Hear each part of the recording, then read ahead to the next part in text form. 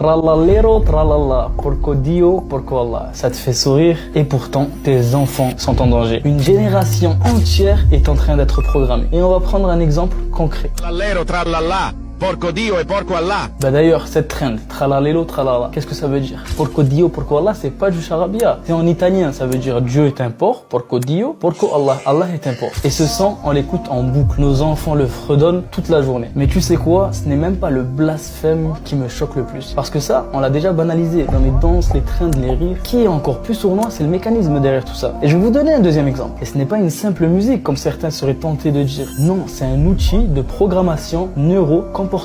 Tu entends, tu répètes et tu t'habitues. Et ce qui t'aurait révolté hier, aujourd'hui, tu l'acceptes. Et c'est à ce moment-là qu'il faut être lucide. La guerre contre ta foi n'est plus frontale. Elle est culturelle, cinématique, invisible, mais quotidienne. Deuxième exemple, même Marvel glisse des messages. À 1h28 de Infinity War, vous allez retrouver Thanos, derrière lui, une phrase écrite en arabe. L'arabe, rappelons-le, langue du Coran, où il y a écrit « Ma Allahu bil Malik » qui signifie « Allah n'est pas le roi ». Une phrase simple, rapide, dans un film vu par des millions et des millions d'enfants. Et ne crois pas que c'est du hasard, c'est bien du subliminal. Ce blockbuster qui pèse des millions et des millions d'euros ne sont pas des amateurs, c'est des esprits brillants, stratégiques. Et ils ont compris comment pénétrer le cœur de nos enfants sans passer par la raison. Et Allah nous prévient, il dit, ceux à qui nous avons transmis le livre le reconnaissent comme ils reconnaissent leurs enfants. Mais ils l'effacent et savent comment nous en détourner. Si cette vidéo t'a réveillé même un peu, ne la garde pas pour toi, partage-la autour de toi avec bienveillance et intelligence. Sache que si ton cœur est encore vivant, il doit ressentir ces messages qui ne sont pas anodins. Parce qu'un enfant exposé au faux s'éloignera petit à petit